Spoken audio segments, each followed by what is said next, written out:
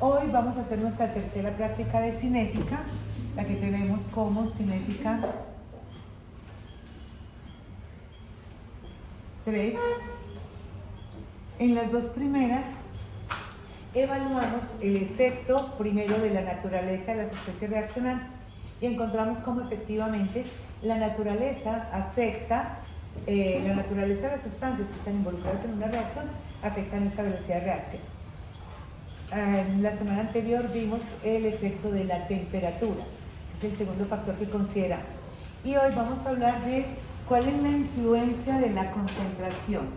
Entonces vamos a dedicar a entender cómo la concentración de las sustancias reaccionantes, ese es el objetivo de la práctica, afecta la velocidad de la reacción. Hay una relación muy estrecha entre la concentración y la velocidad de la reacción que se definió precisamente en todo ese marco teórico de la cinética de la reacción. Y fíjense que es completamente razonable, porque si nosotros recordamos la teoría de las colisiones, entonces para poder que una reacción se dé, las moléculas tienen que chocar, romper unos enlaces, formar unos nuevos, ¿sí? Entre más moléculas tengamos, más posibilidades tendremos de choques efectivos. Entonces es absolutamente razonable que estemos pensando que en una reacción, pues la concentración realmente afecta esa reacción. Si nosotros tenemos una reacción, por ejemplo, de la forma A más B, que da como resultado unos productos, esto sería de manera genérica, un poco como la reacción que hicimos en la práctica anterior, que la vamos a utilizar de nuevo en esta. La velocidad entonces sabemos que es proporcional a la concentración de los reactivos involucrados, solo de los reactivos. ¿Qué tantos productos tengo realmente no afecta la velocidad de la reacción? Lo que afecta es la disponibilidad de los reactivos. Cuando ya encontramos esta proporción y la establecemos, ahora podemos cambiar esta proporcionalidad en la expresión por una igualdad cuando introducimos una constante. Y ahí aparece la constante específica de velocidad, ¿sí? Esta constante, como vimos en la práctica anterior, va muy ligada a la temperatura. A medida en que aumenta la temperatura, aumenta la constante de esa reacción. Tiene una relación estrecha con la temperatura, que fue todo el desarrollo que hizo Arrhenius, que vimos en la clase anterior. Y tenemos ya una buena parte de la ley de velocidad. Ahora, la incidencia de la concentración de cada uno de los reactivos en la velocidad es independiente una de la otra. Entonces hay que determinar cuál es esa incidencia de esa concentración, cómo incide la concentración de uno y del otro en la velocidad de reacción. Y aparece el orden de reacción. Entonces el orden de reacción, que lo vamos a llamar N y M o X y Y, como queramos, ¿sí? Este exponente al que está elevado la concentración de cada uno de los reactivos es lo que conocemos como orden de reacción. Y ese orden de reacción se determina experimentalmente. Entonces hablamos de el orden de reacción puede ser cualquier número, puede ser un entero, puede ser un fraccionario, puede ser un número incluso negativo, y son órdenes que se pueden encontrar en las reacciones. Determinar el orden de reacción nos resuelve la ley de velocidad, porque cuando yo sepa cuál es el valor de N y cuál es el valor de M, ahora puedo calcular cuál será la velocidad en cualquier relación de concentraciones, si yo sé cuál es la incidencia de cada uno. Hoy vamos a aprovechar entonces para ver el efecto de la concentración en la velocidad y además para que a partir del experimento que tenemos propuesto poder determinar el orden de reacción experimentalmente. Ese orden de reacción siempre se determina experimentalmente, hoy lo vamos a determinar por el método gráfico. Dentro de los órdenes de reacción que les decía puede ser cualquiera y son independientes para cada uno de los reactivos. El orden global de la reacción corresponderá a la sumatoria de los órdenes parciales. Eso es lo que define cómo se va a comportar la velocidad en este sentido. Hablamos fundamentalmente, o sea, los órdenes básicos serían el orden 0, 1 y 2. Estos son los que nosotros vamos a estudiar, no son los únicos que hay, pero son los más simples para poder entender a partir de ahí cómo es que esto afecta la velocidad de una reacción. Decimos que una reacción, que un reactivo es de orden cero, ¿sí? De orden cero cuando la concentración de ese reactivo no afecta la velocidad de la reacción. Esto quiere decir, si duplico la concentración no se ve afectada la velocidad, si disminuyo la concentración no se afecta la velocidad, y eso es lo que me permite determinar que es de orden cero, ¿cierto? Entonces, la concentración, digamos, de A, si estuviéramos considerando A, pues no afecta la velocidad. Solamente hay una condición, y es que esté presente en alguna cantidad. La cantidad en la que esté presente no va a afectar la velocidad de la reacción. Será de orden 1 cuando la concentración de ese reactivo es proporcional, es directamente proporcional a la velocidad. Esto quiere decir, experimentalmente lo que observaríamos es que cuando tengo A en una concentración determinada, voy a tener una velocidad, ¿sí? Y si tengo 2 veces la concentración de A, voy a tener 2 veces la velocidad. Y si tengo la mitad de la concentración de A, voy a tener la mitad de la velocidad en esa reacción. Ahí tenemos una relación directamente proporcional. Será de orden 2 cuando tenga un comportamiento al cuadrado, ¿cierto? Entonces, cuando tengo la concentración de A, pues esto me da una velocidad que está también calculada experimentalmente, y cuando tengo 2 veces la concentración de A, ahora voy a tener esa velocidad elevada al cuadrado, ¿sí? Y si tengo la mitad de la concentración de A, si vuelvo esa concentración la mitad, ahora voy a tener un cuarto de la velocidad, porque en realidad se está comportando de manera exponencial. Cuando yo digo que un reactivo, por ejemplo, si A fuera de orden 2, miren que voy a tener un comportamiento matemático, pues, de estar elevado al cuadrado, ¿cierto? Eso es lo que ocurre. Ahora, estos órdenes de reacción que se determinan experimentalmente determinan también cómo se va a comportar la reacción en relación con el tiempo, y están relacionadas entonces con la ecuación integrada de velocidad.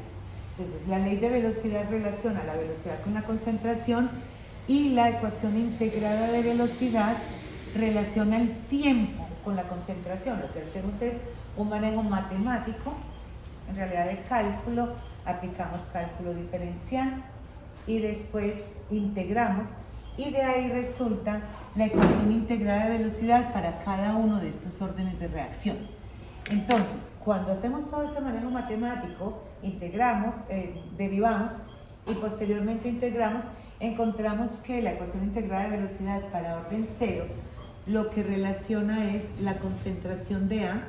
Yo puedo determinar la concentración de A en un tiempo determinado que vamos a llamar un tiempo T, el tiempo de la reacción, que será igual a menos A por la constante por el tiempo más la concentración inicial de A. Esta es la ecuación integrada de velocidad para una reacción que es de orden 0. Aquí estamos considerando una reacción en la que solo tengo un reactivo. En la de hoy vamos a tener 2, sin embargo, vamos a evaluar fundamentalmente qué es lo que ocurre con A, B lo vamos a dejar constante. Eso es lo que tenemos. Entonces, en este caso, tendríamos esta ecuación integrada de velocidad. Si estamos hablando de una reacción de orden 1, entonces, en el que solo consideramos A, entonces tendríamos que el logaritmo natural de A en un tiempo T es igual a menos A por la constante por el tiempo más el logaritmo natural de la concentración inicial. Esta es la ecuación integrada para orden 1. Y para orden 2 corresponde al inverso de la concentración, que será igual a A por la constante por el tiempo, más el inverso de la concentración inicial. De esta manera, tenemos las ecuaciones integradas de velocidad para cada una de esos órdenes de reacción que estamos considerando. La ecuación integrada de velocidad, en la que ya encontramos la relación de la concentración con el tiempo. ¿Sí? Eso es lo que vamos a encontrar ahí. Ahora, la forma que adopta cada una de estas ecuaciones, cualquiera de las tres, adopta la forma de la ecuación de línea recta. ¿Sí? Fíjense que todas tienen la forma y es igual a mx más b. Entonces, esto nos permite aplicar el método gráfico para determinar experimentalmente el orden de reacción. Esto quiere decir, en cualquier caso, en el eje Y vamos a tener un gráfico en el que tengamos concentración en el eje Y, en otro gráfico tendremos el logaritmo natural de la concentración y en el otro tendremos el inverso de la concentración. Cuando yo determine concentración, simplemente matemáticamente calculo cuál es el logaritmo, cuál es el inverso y ya tengo el eje Y de mis tres gráficos distintos. ¿Sí? Tengo tres gráficos. En el eje X, en cualquiera de los tres casos voy a tener el tiempo. Entonces voy a graficar concentración versus tiempo para orden 0, logaritmo natural de la concentración versus tiempo para orden 1 y inverso de la concentración versus tiempo para orden 2. En cualquier caso, para cualquiera de las tres ecuaciones encontramos que m corresponde a la pendiente. Este signo que está precediendo esta expresión implica que para orden 0 y para orden 1 esa pendiente será negativa. Será una pendiente negativa, eso será lo que encontremos, una pendiente negativa, y una vez que calculemos, nosotros podemos calcular el valor de m, ¿sí? Y con eso tendremos el valor de la pendiente. Como la pendiente es negativa, al multiplicarla por este menos vamos a tener valores positivos de la constante en cualquier caso. Para orden 2, la pendiente es positiva. Eso es lo que vamos a encontrar. Muy bien. A en esta expresión corresponde al coeficiente estequiométrico de la ecuación balanceada. ¿Sí? Vamos a considerar el coeficiente estequiométrico de 1 en esta ecuación y eso hace entonces que A sea un factor ahí que no nos va a afectar de ninguna manera ese cálculo. Muy bien.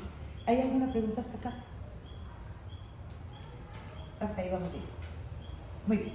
Entonces, para poder hallar este método gráfico, para poder aplicar esta relación que tenemos acá, entonces, entendiendo que lo que vamos a estudiar es la concentración, vamos a aprovechar la reacción que hicimos en la práctica anterior de temperatura y vamos a trabajar entonces la reacción del KIO3 más el hidrógeno sulfito o bisulfito de sodio. Y en esta reacción, entre los productos de reacción, son varios, acuérdense de la ecuación, vamos a tener el yodo que se va a formar. Para esto, ya sabemos que utilizamos el almidón para evidenciar el complejo que se forma cuando se produzca el yodo y este va a ser nuestro tiempo de reacción. Entonces vamos a tener 5 tubos en los que vamos a empezar a cambiar la concentración. Vamos a mantener constantes todas las condiciones, vamos a trabajarlo a la misma temperatura, la concentración que tenemos del MaHCO3 es 0,01 molar y esta no va a cambiar, la concentración de partida del KIO3 va a ser 0,05 molar y esta es la que vamos a empezar a modular y la vamos a modular en los 5 tubos con los que vamos a trabajar. Entonces en la parte experimental vamos a tener 5 tubos que los vamos a marcar correctamente, ¿sí? Los vamos a marcar correctamente para que no tengamos confusiones. Y esto nos va a dar 5 puntos en los que vamos a estar relacionando la concentración con el tiempo de reacción. De esta manera podemos sacar conclusiones. Entonces tendremos el número 1, número 2, los marcamos correctamente, número 3, número 4 y número 5. Y vamos a empezar a hacer las diluciones. Entonces, como lo que vamos a tener es la dilución del KIO3, el HSO3 lo vamos a dejar fijo. Ese no lo vamos a modular. Cualquier diferencia que veamos en la velocidad de reacción se deberá estrictamente a la concentración del KIO3. Y vamos a ver cómo esa concentración afecta la velocidad de reacción. Entonces, en el primer tubo vamos a medir 5 mililitros de KIO3. Lo vamos a verter en este tubo. En el segundo tubo vamos a tener 4 mililitros. En el tercero, 3 mililitros. En el cuarto, 2 mililitros. Y en el quinto, 1 mililitro. Una vez que hayamos medido ya el KIO3, esto para poderlo medir, entonces necesitamos verter del reactivo que está en el balón. No puedo introducir la pipeta al balón, se lleva un beaker de la manera apropiada. Angelita va a disponer beakers por mesas para que no se nos junten todos, para evitar pues la proximidad. Y deben verificar muy bien. Una cosa que hacemos permanentemente en los procesos experimentales es estar verificando todo el tiempo con qué estamos trabajando. Entonces, si yo tengo, por ejemplo, este reactivo, tengo el balón marcado, cuando lo vierta en el beaker, marco el beaker apropiadamente para que después no se me confunda, porque fíjense que si yo los vierto y pienso en marcarlos después, ¿cómo voy a identificar cuál es cuál? ¿Sí? Si no tienen unas características diferenciadoras. Entonces, los marcan muy bien para que no tengan dificultades con eso. Y se hace la medición, ya hemos medido en prácticas anteriores, entonces esta medición habrá que hacerla con una pipeta graduada, ¿sí? Tendremos una pipeta de 5 mililitros graduada, porque las medidas son, pues van variando. Entonces, si tengo acá una pipeta de 5 mililitros, entonces vamos a hacer la primera medición. Recuerden que deben aforar, subir el líquido hasta que quede el menisco sobre la señal de aforo, ¿sí? Para el primer tubo. Entonces vamos a llenar toda la pipeta. Para el segundo tubo, entonces aquí está la medición. Aquí estaríamos en 0, aquí sería 1. Y cuando mida esta cantidad, o sea, si lleno la pipeta de líquido, pero ahora la aforo en 1, lo ideal sería en realidad aforarla en 0 y verter los 4 mililitros. Y después aforarla en 0 y verter los 3 en el siguiente tubo. Pero cuando no se tiene mucha experiencia, cuando el pipeteador no tiene la precisión, si uno no logra tener la precisión en el movimiento, también es válido llenarla entonces hasta este punto, entre la punta y 1, voy a tener 4 mililitros, que es la cantidad que voy a verter en el segundo tubo. Después vamos, aquí estaría en 2, y en ese caso voy a aforar en ese punto. Traten de hacerlo lo mejor posible. El pipeteador no permite que hagan una medida muy precisa, entonces traten de hacerlo, porque de la medida que hagan en este caso y de la precisión, de la confianza que haya en la cantidad de reactivo, dependerá el resultado final, ¿sí? Si aquí hacemos esta medida con mucha variabilidad, pues el resultado también me va a presentar esta variabilidad. Muy bien, entonces de esa manera medimos con una pipeta graduada para cada uno de los tubos y vamos a verter en el primero 5, en el segundo 4, en el tercero 3, en el cuarto 2 y en el quinto 1. Ahora vamos a ajustar el volumen de cada uno de los tubos a 5 mililitros. En el primero tengo 5 mililitros, así que no le tengo que agregar nada. En el segundo tengo 4 del KIO3, entonces voy a agregar 1 mililitro de agua. En el tercero tengo 3, entonces voy a agregar 2 mililitros de agua para ajustar los 5. En el cuarto tengo 2, entonces voy a ajustar 3 mililitros, voy a agregar 3 mililitros de agua para ajustar los 5. Y en el quinto tengo solamente 1 mililitro y los voy a ajustar. En el tubo no tienen mucha forma de moverse, ¿sí? Porque el tubo es estrecho, entonces conviene mezclarlos por inversión. Cuando los van a mezclar por inversión, necesitan tener la toallita de trabajo para que una vez que lo inviertan, que limpien el dedo antes de continuar con el segundo tubo para no introducir factores de error. Listo, ya tengo entonces preparada mi solución A. Aquí tengo una concentración que va disminuyendo de manera sistemática en los tubos siguientes. Lo que necesito ahora es agregar el almidón a cada uno de los tubos para dejarlo listo. Entonces vamos a agregar el almidón en el tubo. Vamos a agregar las 5 goticas de almidón. Si se nos pasa una gotica no pasa nada, si nos falta una gotica no pasa nada. Es ideal que todos tengan las mismas condiciones. Entre más podamos reproducir las condiciones, menos dificultades tendremos después para el análisis de los resultados obtenidos, ¿cierto? Si tienen cualquier dificultad, si por ejemplo esta medición no me quedó muy bien, el aforo no se hizo de la manera correcta, en las observaciones describe, ¿sí? En el tubo 1 la medición no se hizo con el aforo correcto. Recuerden, impersonal.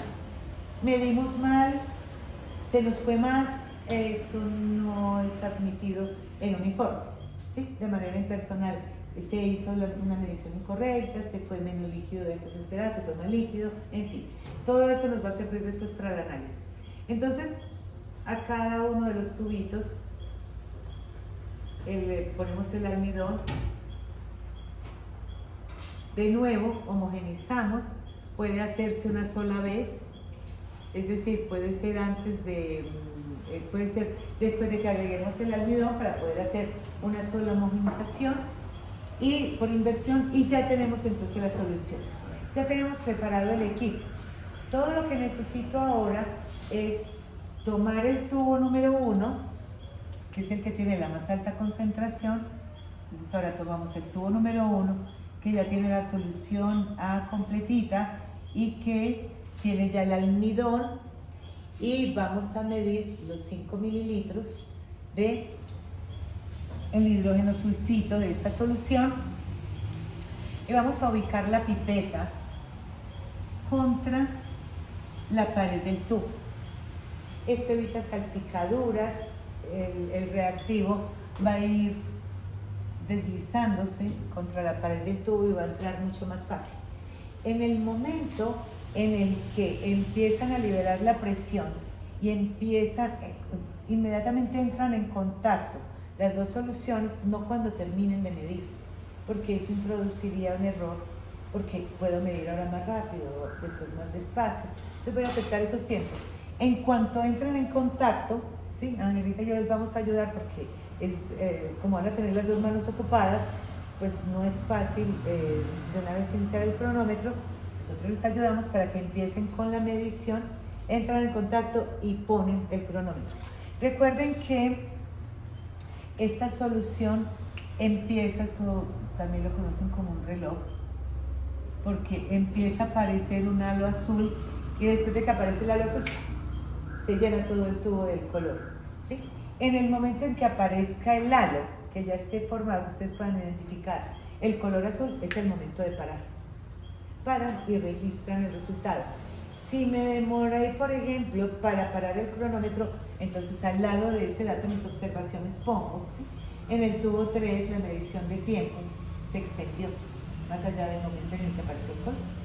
Eso es lo que me va a servir para que cuando yo haga mi gráfica, si tengo un dato que se ha dispersado, ahora lo puedo justificar.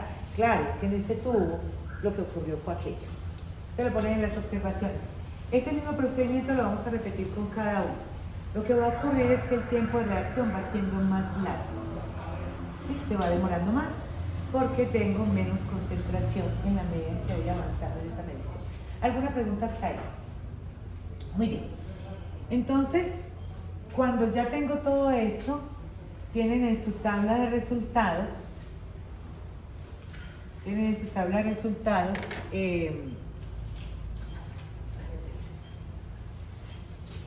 tienen el número del tubo,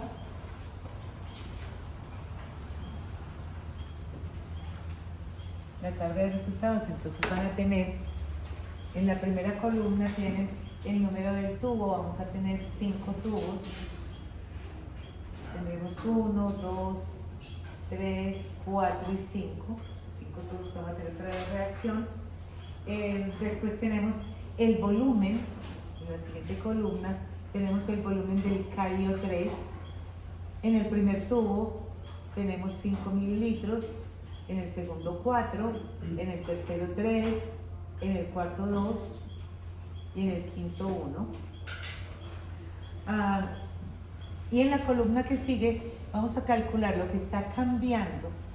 En este caso es el número de moles que tengo en relación con el volumen. Entonces después tengo en la siguiente columna las moles de KIO3, que es lo que está cambiando, número de moles. Y para hacer ese cálculo, entonces simplemente tenemos en cuenta que sabemos que la molaridad, tenemos en cuenta nuestros conceptos previos, sabemos que la molaridad es igual a las moles en el volumen en litros, ¿sí? De esta manera, si yo necesito saber las moles, lo despejo de la ecuación, entonces tenemos que las moles serán igual a la molaridad por el volumen. La molaridad no nos cambia en ningún caso, porque la solución era 0,05 molar. Lo que nos va a cambiar es el volumen que teníamos, y eso va a hacer que nos cambie el número de moles. Por ejemplo, para el primer tubo, lo que vamos a tener es que las moles serán iguales a el volumen que tenemos, es 0.005 litros, que corresponde a los 5 mililitros que tomamos, expresado en litros, ¿sí? Tenemos 1, 2 y 3, ahí está expresado esos 5 mililitros en litros, por la molaridad, que es 0,05 molar, es decir, que tiene 0,05 moles en un litro.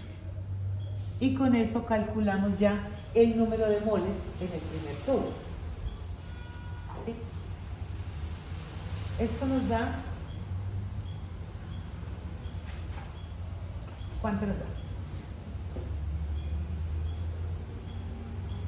2.5 por 10 a la menos 4. Aquí tengo entonces 2.5 por 10 a la menos 4 en moles, ¿cierto?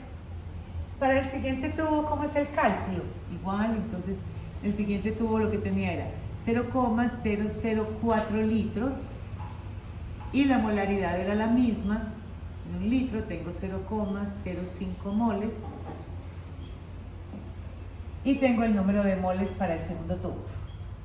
Esto nos da 2 por 10 a la menos 4. 2 por 10 a la menos 4 y así sucesivamente, ¿sí? En la columna que sigue tenemos la concentración del KIO3 entonces en cada tubo, porque lo que yo necesito es concentración. Entonces voy a hallar la concentración.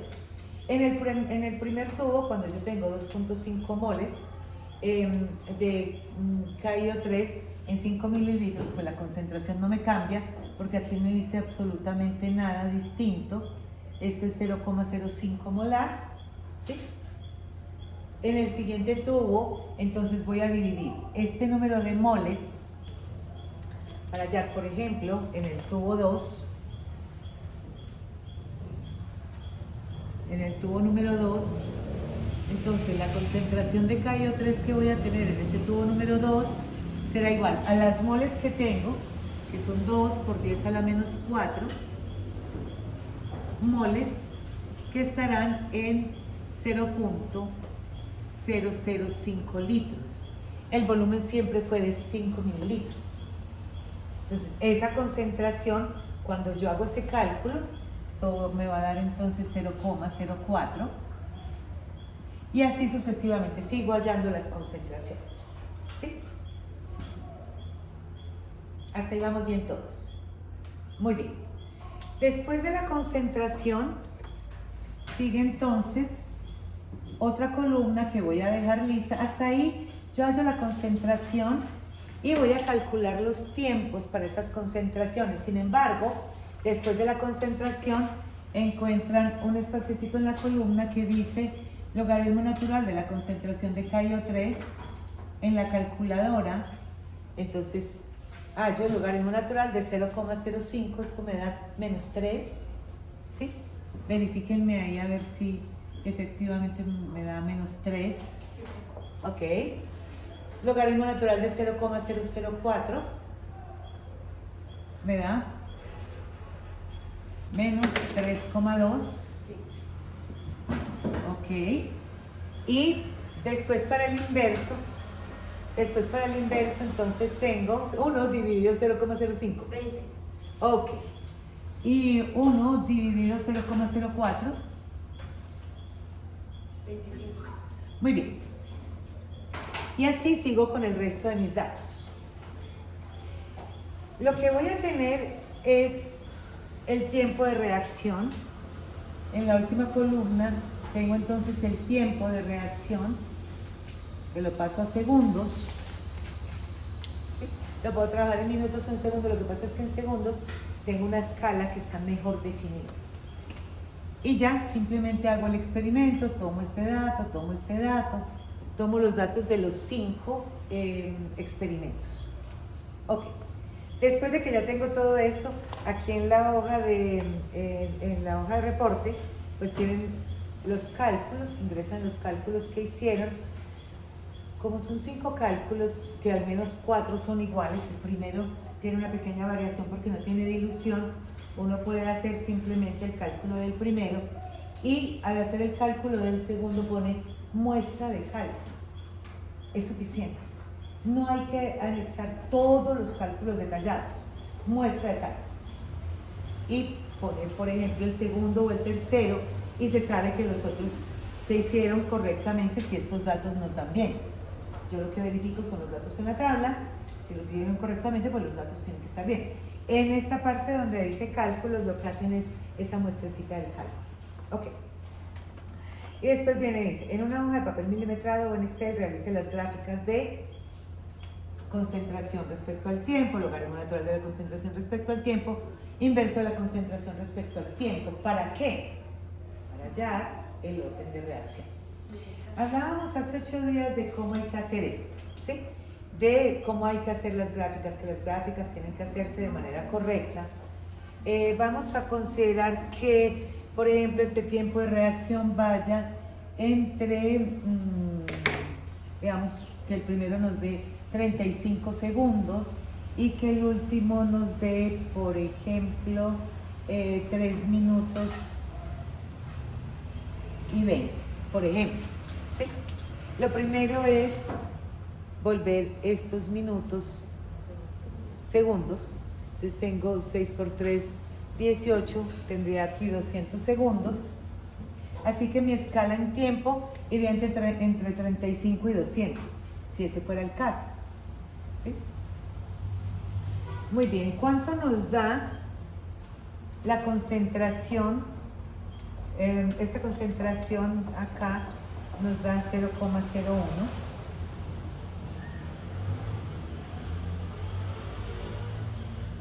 ¿Cuánto nos da este logaritmo natural?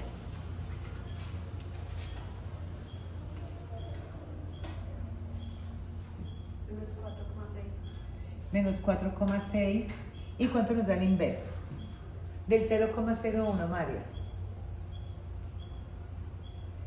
100. ¿Cuánto? 100. Ok, muy bien. Entonces ya con esos datos procedemos a graficar. ¿Sí?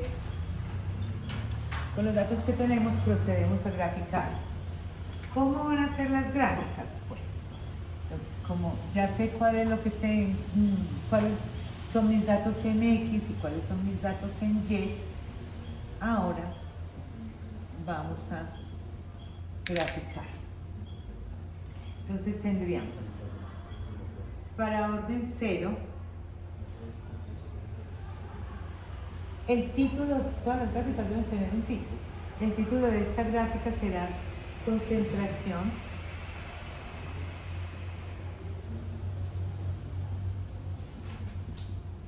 de KIO3 versus tiempo, ¿cierto? Lo que voy a graficar acá es la concentración de KIO3 respecto al tiempo.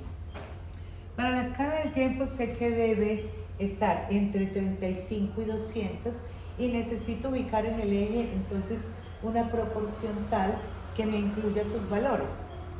Tengo que empezar, diría entonces que acá por ejemplo estoy en 20 y acá en 40, en el mismo espacio entonces tendría 60 y 80 y 100 y prolongo el eje para poder que me alcance hasta 200, ¿cierto? Y en la concentración de KIO3 voy desde 0.01 hasta 0.05.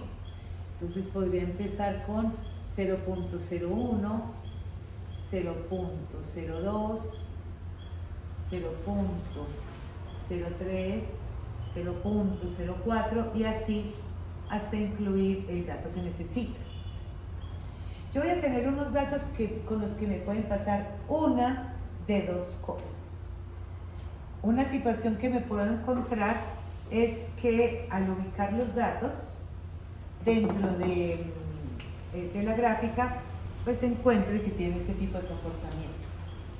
Si los datos están ubicados en una línea recta o al menos bastante recta, diría que es de orden cero. Ah, listo, ya encontré mi orden de reacción. Este es de orden cero. O puede que esos datos no tengan ningún comportamiento en línea recta. Si no tiene comportamiento de línea recta, no es de orden cero. Si tiene comportamiento de línea recta, es de orden cero. ¿Sí? Si fuera de orden cero, por ejemplo, si este fuera el comportamiento, fuera de orden cero, hallaría el valor de esta pendiente. Una vez que tengo esta gráfica, entonces procedo a graficar y tengo una situación particular con esa segunda gráfica. Y es que los datos que tengo en Y son negativos. Esto quiere decir que tengo que graficar en la parte negativa del eje Y. Como lo que tenemos es un plano cartesiano, entonces lo que voy a tener acá es en el plano cartesiano. Esto es X, esto es Y, voy a tener el logaritmo natural de la concentración de KIO3, ¿sí? Esto es 0, hacia arriba en el eje, digamos, esto sería 1, hacia abajo en el eje, esto sería menos 1, menos 2, menos 3, y la gráfica queda de esta manera, ¿sí? Porque estos datos que tengo acá son negativos, van en la escala de 0 hacia abajo. Y me va a pasar lo mismo que en el anterior. Aquí tengo que tener la escala desde que me incluya menos 3 hasta menos 460. Entonces yo veré cómo establezco esta escala, pero no puede ser 3, 320, 460, o sea, no puedo poner los datos en la escala. En este caso coincide porque estos datos corresponden a una escala, pero estos datos no corresponden a una escala. Entre 3, 320, excepto que me fuera 3, 320, 340, 360, 380, 4, podría establecer la escala así. Sin embargo, no son los datos los que pongo en el eje, en la escala donde voy a ubicar los datos. Eso es lo más importante aquí. Entonces aquí tendríamos menos 4 y en el tiempo igual. Entonces en el tiempo vengo con 20, 40, 60, 80 y así sucesivamente. Hasta 200, que es el tiempo que tengo que ubicar en ese eje. Y aquí, como en el anterior, me va a pasar una de dos cosas. Puede ser que tenga una línea recta de pendiente negativa. Acuérdense que en orden 0 y en orden 1 va menos. Eso hace que la pendiente sea negativa. Es lo que voy a obtener. Y de nuevo, puedo tener un comportamiento muy cercano, por ejemplo, a una línea recta, o puede que no. ¿Sí? Entonces puede que tenga unos datos que no hay forma de que tengan comportamiento de línea recta. Si me da comportamiento de línea recta es de orden 1, si no, no. Ok.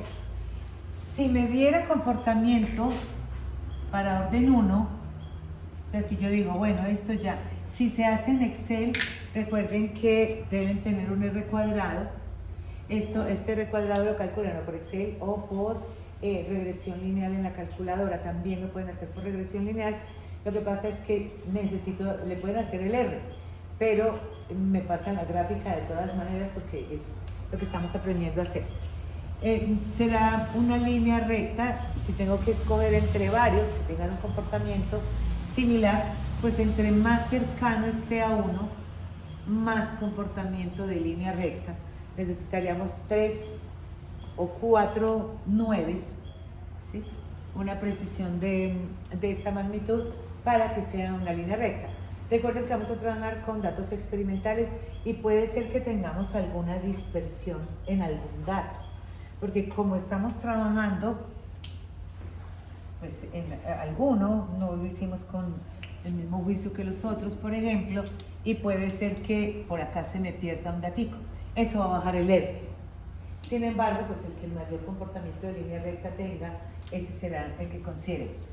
Si ya yo definí que es de orden 1 por el comportamiento, entonces ahora hallamos el valor de la pendiente, que corresponde a la constante. Esa es otra cosa que tienen que hacer. Aquí tenemos la pendiente, esto es m, y a partir de ahí vamos a calcular el valor de la constante, ¿sí? Vamos a considerar que es 1.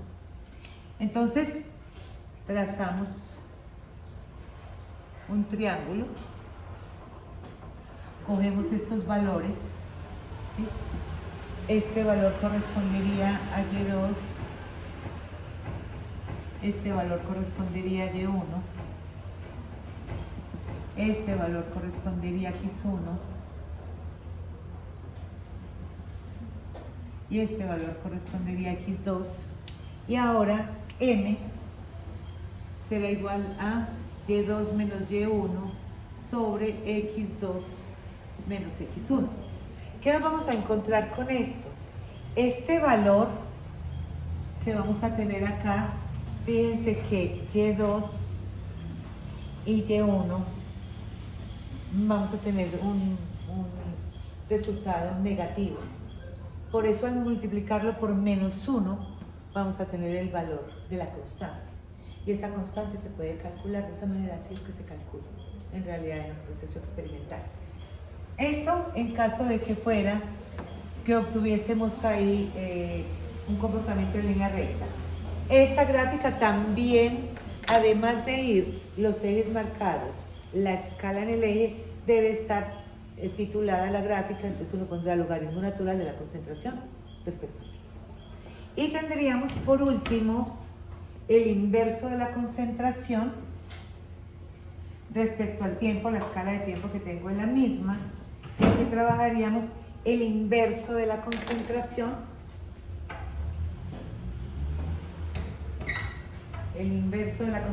pondríamos estos datos del inverso de la concentración, ¿sí? Que vamos en 20, 25 hasta 100, entonces establezco la escala, que aquí sean 20, aquí sean 30, aquí sean 40, y voy hasta 100 en esta escala, y voy a encontrar una de dos situaciones, ¿sí? Puede ser que tenga comportamiento de línea recta, o casi recta, con un buen R, o no, ¿sí? Entonces, puede ser que tenga esto, por ejemplo.